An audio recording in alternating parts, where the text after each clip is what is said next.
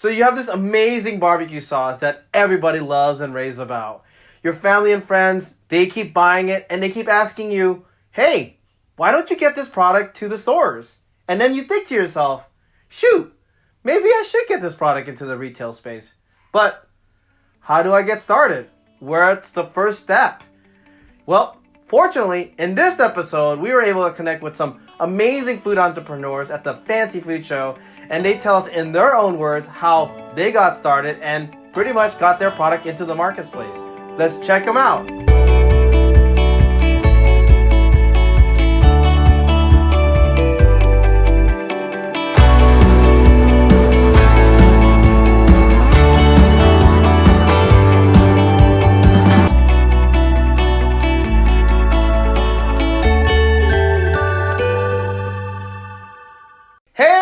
This is Feldo, and thank you for checking us out in another episode of Feldo's Food Friends, a show about food entrepreneurs, food personalities, and your backstage pass to the ins and out of the food business.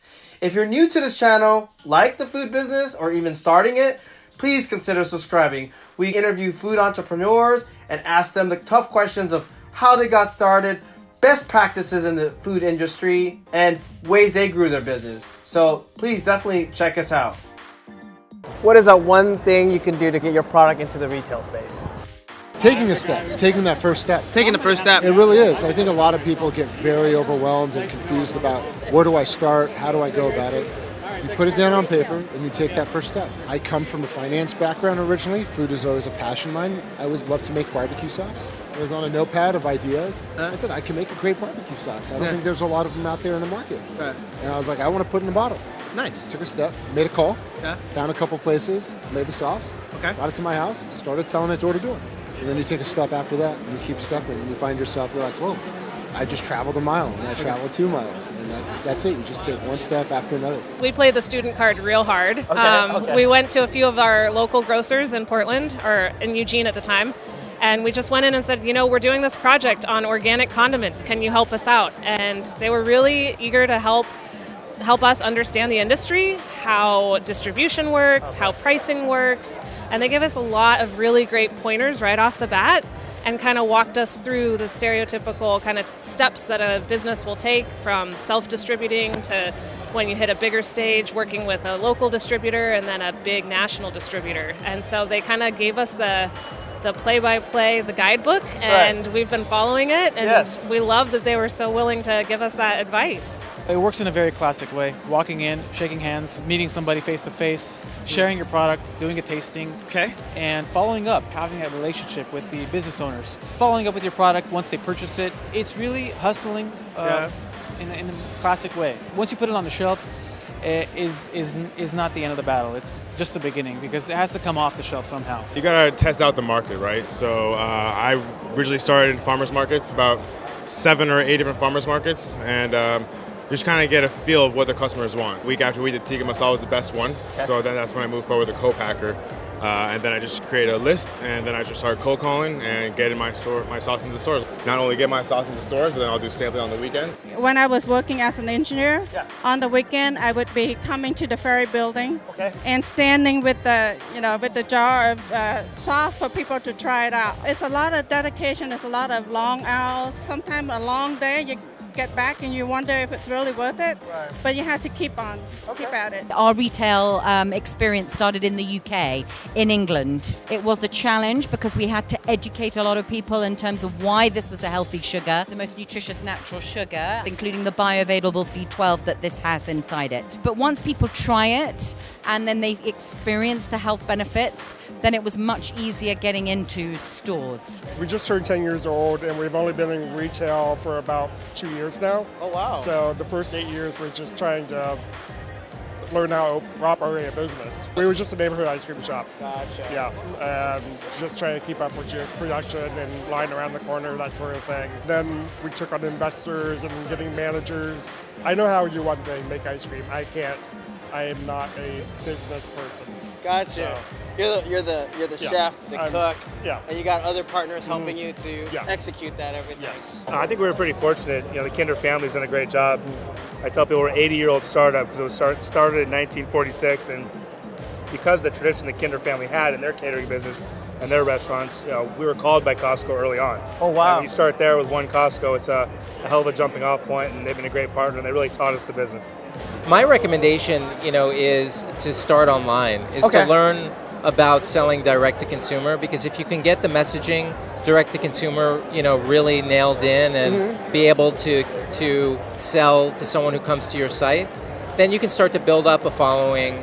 And then when you develop some kind of following and people know your product, then you can get it into stores. We'll do presentations at stores, and they'll know our Amazon ranking as an example. Okay. During the meeting, and so not just your own website, but in third-party forums, it's important to learn how to get those sales going, and you don't need a huge investment. Okay. To do that, to have your own website. It's you can do that very cheaply. So to recap, guys, here are the bullet points of all the things that people have talked about in getting started. Step number 1, get started. Take a step, write it down. It's a simple little thing to do, but not a lot of people do it.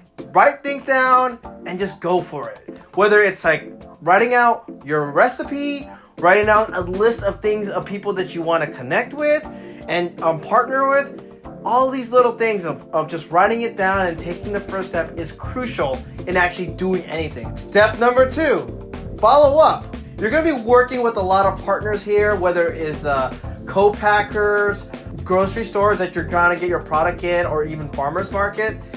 And it's about the hustle. It's about following up with these people and making sure that you're there. It's showing your passion in that, believing in your product. Being in the food business, it's a very competitive world, and by following up, constantly being on your game and connecting with these people shows your passion and that you're serious in getting your product into the retail space. Step number 3, do tastings. It's a food business. People don't know anything about you. They need to try the food. And this is just best practices of getting your food into the marketplace and really getting to know the customers.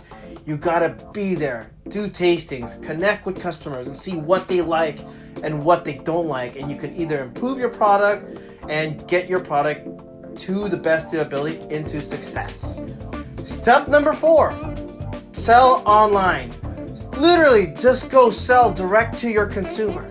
You get a lot of information just by talking and selling online, and you can even see what is selling and not selling. Step number 5, leverage your brand. This speaks more to restaurants or retail spaces like an ice cream shop or dessert shops. You already have your fan base that already goes to you for your products that you currently have. Listen to them and really sell the product as another reflection to your products, byproducts that you currently have, and get it into the retail space. So definitely leverage your brand, leverage the people that already know you and your fan base. Well guys, I hope this video has inspired you to literally take a step into getting a food product into the retail space. The question of the day is, what's your step? What is the step that you're gonna do to try to get your food product into the retail space? If you want to, please comment down below and share with us. And if you're also a seasoned business veteran, comment down below too to share with our community. As always guys, thank you so much for checking us out at another episode of Feldo's Food Friends. If you haven't, subscribe down below, connect with us, and we're gonna show you to give you the latest videos of the food entrepreneurs that we connect with. As always, thank you and take it easy.